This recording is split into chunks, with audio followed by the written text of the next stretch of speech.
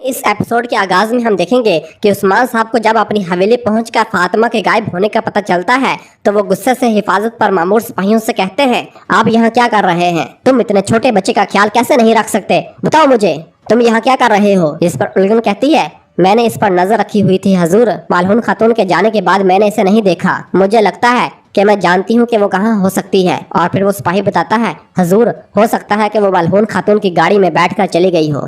यह सुनकर उस्मान साहब को निहायत गुस्सा तो आता है, लेकिन वो अपना गुस्सा कंट्रोल करते हैं और कहते हैं, आह फातिमा आह। और फिर इसी दौरान वो उस लम्हे को याद करते हैं जब फातिमा ने उससे कहा था, बाबा क्या आप हमें याद नहीं करते? तो उस्मान साहब ने कहा था, यकीनन मैं करता हूँ, जब मैं तुमसे मिल नहीं पाता तो इस वक्त में तुम्हारी खुशबू याद आती है। जिस पर फातिमा ने कहा था, लेकिन आप तो सिर्फ भाइयों को जंग में साथ लेकर जाते हैं, आप हमें कभी अपने साथ नहीं लेकर जाते। जिस पर उस्मान साहब ने कहा था, हाँ प्यारी बेटी, देखो हलीमा ने अभी तक चलना शुरू नहीं किया, आपको इसके आसपास रहने और इसकी देखभाल करने की जरूरत है। इस ख्याल को सोचने के बाद उस्मान साहब अपने सिपाहियों से कहते हैं, सिपाहियों सब अपने घोड़ों पर सवार हो। और फिर उस्मान साहब और उनके सिपाही अपने अपने घोड़ों पर सवार होते हैं और सब फातिमा को बचाने के लिए जंगल की जानब रवाना हो जाते हैं।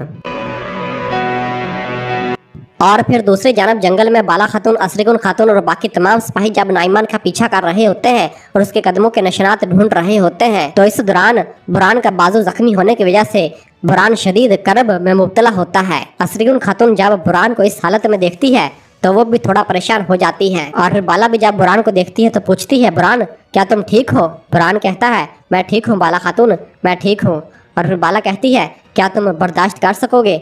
बुरान कहता, बिल्कुल मैं कर सकता हूँ बाला। और फिर बाला कपड़े के जरिए मजबूती के साथ बुरान का बाजू बांध देती है ताकि खून रुक सके। और फिर सब आगे की जानब बढ़ते हैं तो इसी दौरान एक सिपाही को नाइमान का वही टूटा हुआ तीर मिल जाता है, जिसे देखकर वो सिपाही कहता है, इस तरफ निशानात इस तरफ जाते हैं। ये देखकर बाला कहती है, सिपाहियों और बहनों चलो उस तरफ चलते हैं। और सब उन निशानात के पीछे भागते हैं। और फिर इधर जंगल में मालहून खातून फातिमा के हाथ को पट्टी कर रही होती है और कहती है, आह फातिमा आह, तुम यहाँ क्या कर रही हो? तुम यहाँ क्यों आई हो? तो फातिमा कहती है, मैं और मेरी बहन कबीले जाना चाहते थे, मुझे नहीं मालूम था हम जंग में आ जाएंगे। और फिर मालहून कहती है, क्या तुम ठीक हो? क्या तुम्हें कोई दर्द महसूस हो रहा है? बताओ मुझे। फातिमा कहती, नहीं। तो इस दौरान उस्मान साहब अपना घोड़ा भगाते हुए वहां पर आ जाते हैं। मालहून जब उस्मान साहब को देखती है तो बहुत खुश होती है। और फिर उस्मान साहब मालहून के पास आते हैं तो फातिमा भागती हुई अपने बाबा के पास जाती है। तो उस्मान साहब अपने घोड़े से नीचे उतरकर अपनी बेटी को गले से लगाते हैं और कहते हैं, आह बेटी।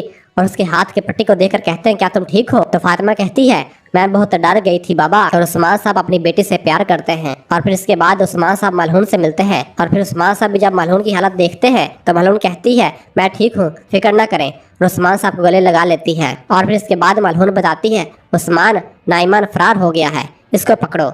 बुरान और बाला भी इसके पीछे गए हैं। ये सुनकर उस्मान साहब कहते हैं, वो भाग नहीं सकेगा, फिक्र ना करो। और फिर इसके बाद उस्मान साहब अख्तमूर से कहते हैं, अख्तमूर चलो वापस घोड़ों पर सवार हो, हम नाइमान की तरफ जाएंगे, अब हम इससे हिसाब चुकता करेंगे। अख्तमूर कहता, जंगल आज इनकी कब्र बनेगा हजूर। उस्मान साहब कहते हैं, बनेगा, हाँ चलो। और फिर उस्मान साहब मालहून से कहते हैं, तुम यीनी शहर जाओ। और फिर इस तरह उस्मान साहब और बाकी तमाम सिपाही अपने अपने घोड़ों पर सवार होकर नाइमान को ढूंढने के लिए रवाना हो जाते हैं।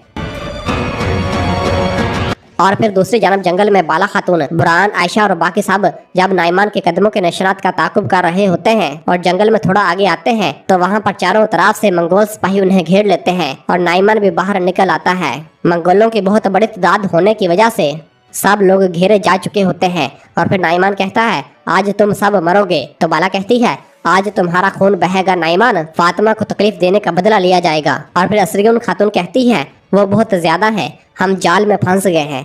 तो बुरान कहता है, क्या आप डर गई असरीगुन खातून? तो असरीगुन कहती, अपने लिए नहीं बुरान आल्प, मैं आपके लिए परेशान हूँ, आप जख्मी हैं। तो बुरान कहता है, ये जख्म ऐसे हैं जैसे मच्छर काटते हैं, आप बिल्कुल फिक्र ना करें। और फिर आयशा कहती है, यहाँ से बचना मुश्किल है, मेरे गुनाह माफ करो। तो सब कहते हैं, माफ किया। और फिर बाला कहती है, चलो फिर बिस्मिल्लाह। और सब अल्लाह अकबर का नारा बुलंद करके मंगोलों पर हमलावर हो जाते हैं।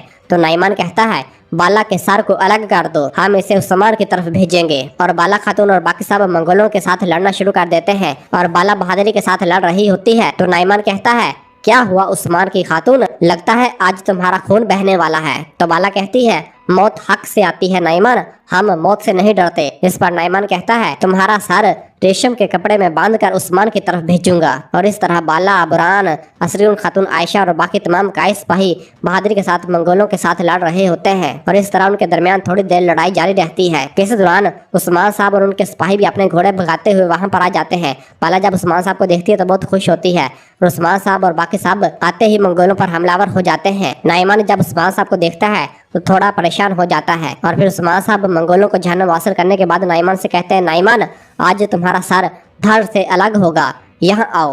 और फिर नाइमान नौकरों से कहता है नौकरों हमला, और नाइमान भी मैदान में कूद पड़ता है। और फिर दूसरी जानब बोरसा का महल दिखाया जाता है जहाँ पर तमाम तैकफूर जमा होते हैं। तो एक कमानदार तैकफूरों से पूछता है तैकफूर वालस इसे सजा के बगैर नहीं जाने देंगे, आप कहाँ जा रहे हैं?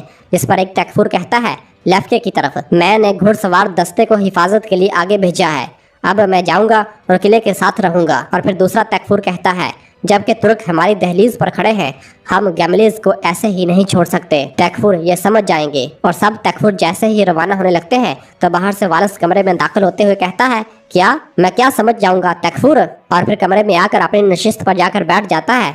तो एक तैकफूर कहता है मैं कोइन हिसार को वापस क्यों जा रहा हूँ, हम अपने किलों में वापस जाना चाहते हैं अफंदी। ये सुनकर वालस कहता है यहाँ क्या हो रहा है? जिस पर एक कमानदार बताता है अफंदी वालस एक बुरी खबर बोरसा पहुंची है, उस्मान और इसके सरदारान जिंदा है, वो दस्ता खत्म हो गया है। ये सुनते ही तैकफूर वालस को निहायत गुस्सा आना शुरू हो जाता है और गुस्से से कहता है उस्मान इसने ईसा के मुंतखब करदा दस्ता को खत्म कर दिया, मैं खुद को इनके खून से पाक करूंगा। उस्मान के मरने के बाद इसकी कब्र भी नहीं रहेगी, मैं इसकी हड्डियों को खाक में बदल दूंगा। और फिर कहता है और तुम बुज़दिलों की तरह अपने किलों में वापस चले जाओ। आहमको, इस चरवाहे ने तुम लोगों को कैसे तकलीफ पहुंचाई? इस सारे अरसे में तुम लोग दीवारों के पीछे छुप जाते हो, तुम लोग जंग से डरते हो। और फिर कहता है हम लड़ेंगे, हम अपनी फौजों को नाइमान के साथ मुतहद करेंगे, हम अपनी जमीन वापस लेंगे।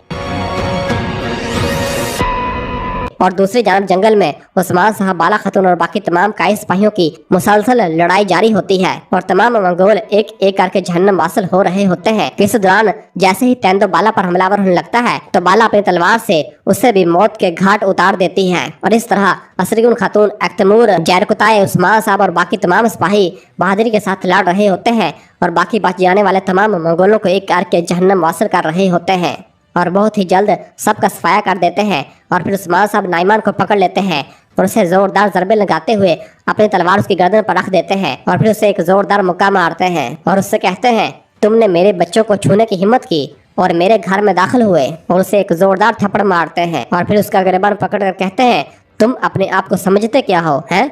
यहाँ आओ, तुम्हारा काम तमाम, मैं तुमसे सब कुछ ले लूंगा, सब कुछ, तुम्हारे पास सिर्फ तुम्हारी जान ही है। और फिर उसे एक जोरदार थप्पड़ मारते हैं तो नाइमान जमीन पर जा गिरता है और फिर उस्मान साहब मुक्कों के साथ उसकी अच्छी तरह धुलाई करते हैं और कहते हैं अभी तुमने जो किया है इसकी कीमत अदा करोगे, उठो तुम इसकी कीमत अदा करोगे। और साथ साथ जोर जोर कर मुक्के मार रहे होते हैं और फिर नाइमान की हालत अबतर हो जाती है तो उस्मान साहब उसके सीने पर अपना पाँव रख देते हैं।